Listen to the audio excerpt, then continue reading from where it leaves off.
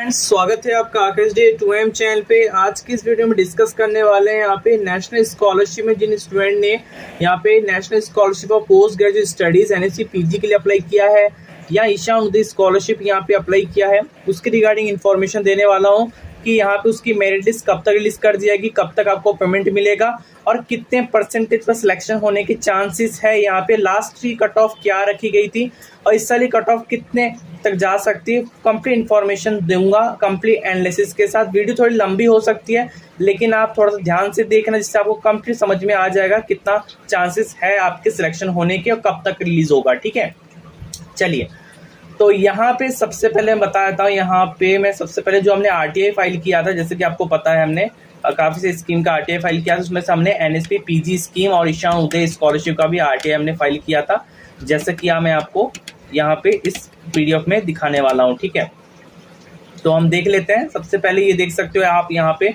हमने RTI file किया था नेशनल स्कॉलरशिप UGC स्कीम के लिए। यहाँ पे Ishan Uday post graduate studies और ईशान उदय स्कॉलरशिप दोनों के लिए हमने RTI फाइल किया था, जिसमें से हमने कुछ क्वेश्चन पूछे हैं। हालांकि इन क्वेश्चनों का अभी तक RTI का रिप्लाई अभी तक नहीं आया क्योंकि 3 दिन हो चुका है। हालांकि इसमें 7 to 8 डेज का समय लगता है रिप्लाई आने में। दरअसल जैसे रिप्लाई आएगा हम आपको बताएंगे, लेकिन इन्हीं चीज़ों पर हम चर्चा करने वाले हैं आज की इस वीडियो में, बिल्कुल प्रूफ और ऑथेंटिसिटी के आधार पर। ठीक है, चलिए देखते रहें। तो देखो, सबसे पहले मैं बताता हूँ यहाँ पे कि सिलेक्शन था। ठीक है, national scholarship for post graduate NSP PG के बारे में मैं बात कर रहा हूँ। सबसे पहले NSP PG स्कीम, उसके बाद बात करेंगे ईशान उदय के बारे में और कुछ स्टेट स्कीम जिनका सिलेक्शन हुआ है मेरिट लिस्ट में, उसके बारे में बात करेंगे। ठीक है, तो NSP PG में देखो, हमने जब फर्स्ट RTI जब हमने फाइल किया था तो उसमें हमें ये इन्फॉर्मेशन निकल के आया था कि 67,000 जो कैंडिडेट है वो इसमें अप्लाई किया गया था। ठीक है, कितने 67,000 कैंडिडेट ने अप्लाई किया था इस स्कॉलरशिप के लिए, जिसमें से हमें ये पता नहीं था कितनों का सिलेक्शन होगा। लेकिन जब हमने गाइडलाइंस को हमने ढंग से पढ़ा कि जब गाइडलाइंस में यहाँ लिखा हुआ है, जैसे कि आप यहाँ पे देख सकते हो 10,000 यहाँ पे national scholarship decided by commission. ठीक है, मतलब 10,000 कैंडिडेट का सिलेक्शन यहाँ पे है। यहाँ पे जैसे कि आप यहाँ पे गाइडलाइन में भी देख सकते हो 10,000 national scholarship as may be decided by the commission. ठीक है, और 15,000 रुपये पर मंथ, मतलब 10 महीने के हिसाब से आपको 1.5 लाख रुपए की स्कॉलरशिप यहाँ पे मिलने वाली है। इसमें भी यही बहुत बड़ा लोचा है, वो भी देखेंगे। ठीक है, इतना समझ में आया। जिसमें से यहाँ बोला गया कि गवर्नमेंट बोली कि slot shawl B government of India reservation policy, however 30% slot will be reserve for the women category. मतलब 30% जो सीट है वो वुमेन कैटेगरी रिजर्व रहेगी, मतलब महिलाओं के लिए। ठीक है, अब यहाँ पे समझिए 67,000 अप्लाई किए थे छात्रों ने इस साल और 10,000 इसका सिलेक्शन रेट रहेगा। इसका मतलब ये है कि फ्रेंड्स 30 और आपका 70% का रेशियो है। मतलब है कि 10,000 में से 3,000 गर्ल्स का यहाँ पे सिलेक्शन होगा। इसमें भी अभी ट्रेजेडी होने वाली है। ठीक है, और 70% जो आपका रहेगा वो 7,000 बॉयज़ का सिलेक्शन होने वाला है। ठीक है, ये समझ में आ गया आपको इतना। अब उसमें भी स्ट्रेटजी है कि अब 3,000 जो गर्ल्स इन्होंने अप्लाई किया, जो 7,000 इनमें जो सिलेक्शन होगा उसमें ऐसा डायरेक्ट एक ही कोर्स का सिलेक्शन नहीं होगा। उसमें से भी मतलब है कि काफ़ी सारे जो कोर्स है उसमें इन्होंने डिवाइडेशन कर रखा है, हम इतने % उस सब्जेक्ट में लेने वाले हैं। जैसा कि आप गाइडलाइंस पे आओगे, गाइडलाइंस कैसे डाउनलोड करोगे, गाइडलाइंस जो है scholarshipworld.com पे आओगे, ये इसका जो लिंक है डिस्क्रिप्शन दे दूंगा। यहाँ पे कंप्लीट इन्फॉर्मेशन जो है मेरिट लिस्ट के regarding as a misty information यहाँ पे कंप्लीट लिखी गई हो, आप पढ़ सकते हो और यहाँ पे आके गाइडलाइंस को डाउनलोड कर सकते हो। ठीक है, चलिए तो यहाँ पे गाइडलाइंस को डाउनलोड करने पर नीचे में स्क्रॉल कर लेता हूँ। यहाँ पे फ्रेंड्स आपके सामने यहाँ पे आप देख सकते हो कि यहाँ पे साफ साफ लिखा गया है कि यहाँ पे फर्दर 50% जो स्लॉट रहेगा उसमें से भी 50% जो स्लॉट रहेगा जो कोर्स वाइज। ठीक है, जो सिलेक्शन हो गया उसमें से 3,000 गर्ल्स का सिलेक्शन हो गया, उसमें से 50% जो सब्जेक्ट रहेगा वो arts, humanities and social science, law, management इनमें रहेगा। ठीक है, इनमें 50% का सिलेक्शन किया जाएगा। और जो 50% और बच्चे हैं उसमें जैसे रहेगा science, engineering, technology, medical, technical, agriculture, forestry इनमें रहेगा। ठीक है, इन चीज़ों के बारे में इंफॉर्मेशन दे रखा है कि भैया कि अगर इनमें से भी मान लो 50% सिलेक्शन उन छात्रों को होगा जिन्होंने अगर जैसे UG का कोई नॉर्मल कोर्स हो गया, आपका मेडिकल हो गया, फार्मेटिकल कोर्स हो गया, या लॉ हो गया, मैनेजमेंट कोर्स हो गया, ठीक है, आर्ट्स हो गया, साइंस हो गया, तो उनमें से होगा। और बाकी जो कोर्स होगा वो प्रोफेशनल कोर्स में से, जैसे इंजीनियरिंग वगैरह, साइंस वगैरह इनमें से होगा। ठीक है, अब ये मान लीजिए अब 7,000 जो बॉयज़ हैं उसमें से भी सेम क्राइटेरिया रहता है कि इसमें से भी सेम क्राइटेरिया है। मान लो किसी भी अगर जो क्राइटेरिया है, जैसे अगर मैं बात करूं, अगर वो मिसमैच या जो उसकी परसेंटेज बराबर है, फैमिली इनकम भी बराबर है, जैसे फैमिली इनकम भी 3 लाख है, मेरिट लिस्ट भी परसेंटेज भी उसकी 95% है, 90% है, दोनों बराबर है, तो इसमें जो सिलेक्शन होगा, इसमें बोल रखा है कि उसके क्लास 12 के बेसिस के आधार पर सिलेक्शन किया जाएगा। मतलब उसके क्लास 12 के मार्क्स देखे जाएंगे कि इसके क्लास 12 या अंडर ग्रेजुएट में उसके क्या मार्क्स थे, उसके आधार पर उसका शॉर्टलिस्ट किया जाएगा, अगर दोनों में टाई होता है तो। ठीक है, इसके बारे में इंफॉर्मेशन दी गई है। ठीक है, इतना समझ लो। अब यहाँ पे मैं एक चीज और बताता हूँ, मेरिट लिस्ट डिपेंड करता है आपका दो चीजों से। पहला डिपेंड करता है आपकी फैमिली इनकम, आपने फैमिली इनकम कितनी दी है। दूसरी चीज डिपेंड करता है आपकी परसेंटेज आपकी कितनी है।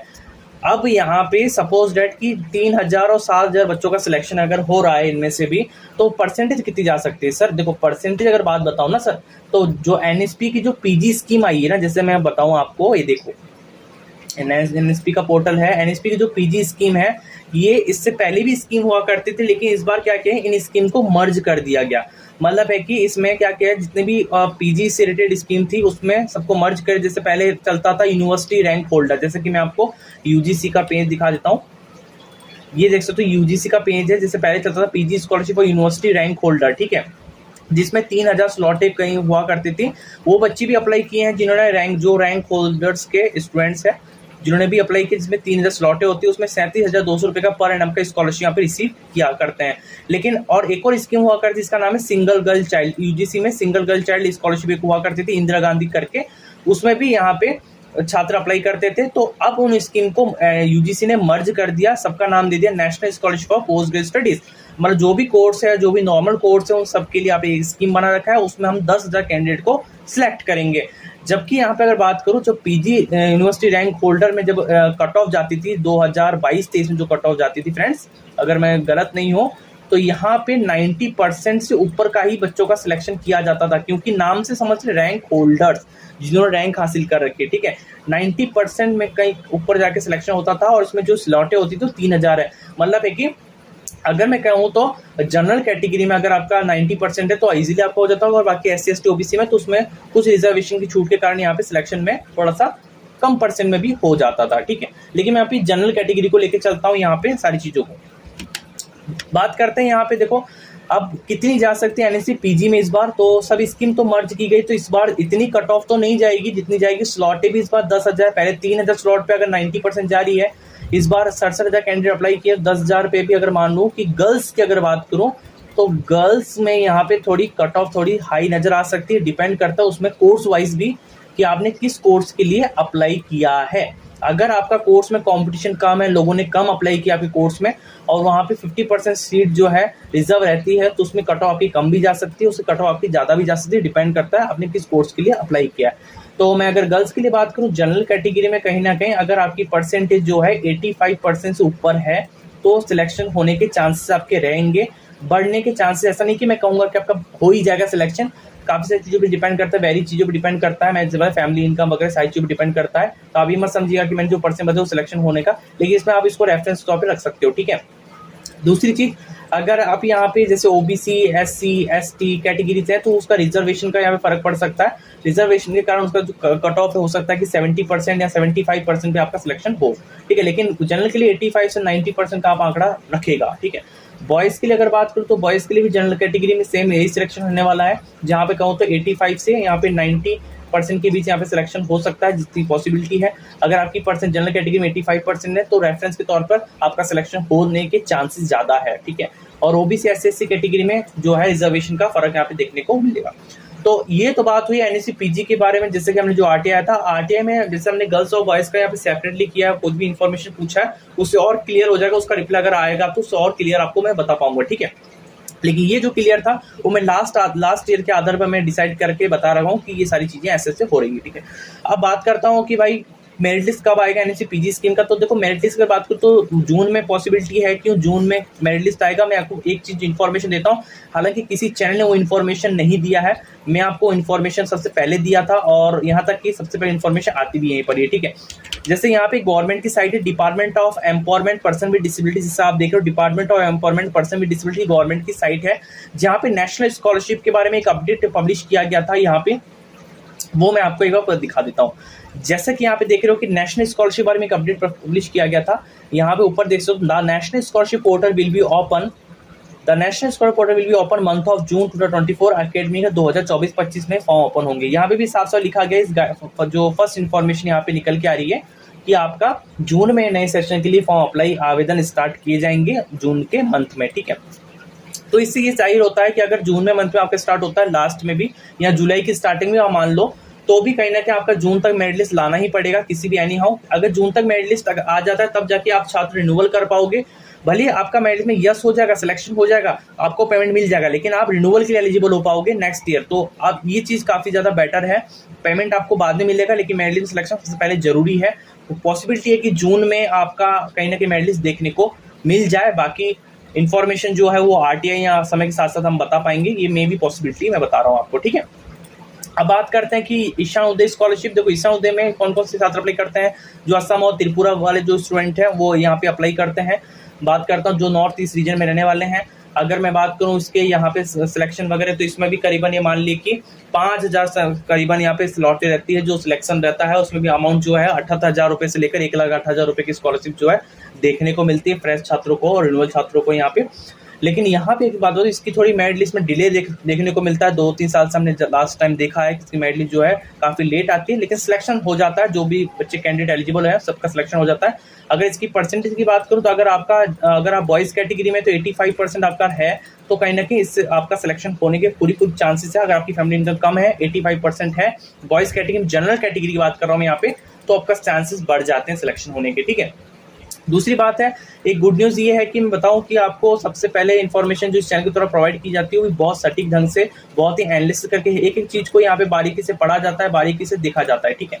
देखो यहाँ पे अगर बात करूँ जो नॉर्थ ईस्ट रीजन में जो त्रिपुरा का स्टेट स्कॉलरशिप है, जो ST स्टूडेंट्स का एक स्कॉलरशिप निकालता है नेशनल स्कॉलरशिप, उसमें काफी स्टूडेंट ने अप्लाई किया था। उसकी मेरिट लिस्ट का यहाँ पे सिलेक्शन होना स्टार्ट हो गया, जहाँ मेरिट लिस्ट आगे देख सकते हो यह सारा टोकन हमें जनरेट कर दिया गया। आप वेरिफिकेशन डेट को भी देख सकते हो, यहाँ पे मिंटू चंद्रा सरकार, यहाँ पे वेरिफिकेशन डेट है 15 मार्च 2024 का वेरिफिकेशन किया गया था कॉलेज के द्वारा, ठीक है। और टोकन में जनरेट किया गया, सेंड टू MSB इसका कर दिया गया। तो इससे भी चांस लग रहे हैं कि कहीं ना कहीं जो भी नॉर्थ ईस्ट रीजन के उसका प्रोसेस फास्ट हो रहा है। तो हो सकता है कि UGC में भी जो नॉर्थ ईस्ट रीजन के हैं उनकी छात्रों की मेरिट लिस्ट भी हो सकती है कि जून के महीने में या जून के एंड तक लास्ट में या जल्द से जल्द देखने को मिल जाए, क्योंकि नए सेशन का फॉर्म ओपन होगा तो कहीं ना कहीं मेरिट लिस्ट में सिलेक्शन होना यस जरूरी है। अगर नहीं होगा सिलेक्शन तो आप रिन्यूअल के लिए एलिजिबल नहीं हो पाओगे, फ्रेंड्स ध्यान रखिएगा। तो इसके लिए कहीं ना कहीं NSP ध्यान रखें, इसलिए डिपार्टमेंट प्रोसेस कर रही है हर डिपार्टमेंट में। अब कहीं ना कहीं आप देख रहे होंगे इलेक्शन के बाद कहीं ना कहीं आप देख रहे हो कि हर टाइप से हर डिपार्टमेंट न्यूज़ आ रही कि इसकी मेरिट लिस्ट रिलीज हो गई। जैसे मैंने कल इन्फॉर्मेशन दिया था कि आज इसका मिनिस्ट्री ऑफ ट्रैवल का मेरिट लिस्ट में यस आना स्टार्ट हो गया, इस स्कीम का मेरिट लिस्ट में यस आना स्टार्ट हो गया। तो अब कहीं ना कहीं प्रोसेस फास्ट हो रहा है, तो कहीं ना कहीं आपका सिलेक्शन बहुत जल्द होने वाला है, ठीक है। तो फ्रेंड्स, अब वीडियो अच्छा लगा हो तो प्लीज लाइक कीजिएगा, चैनल को सब्सक्राइब कीजिएगा। वीडियो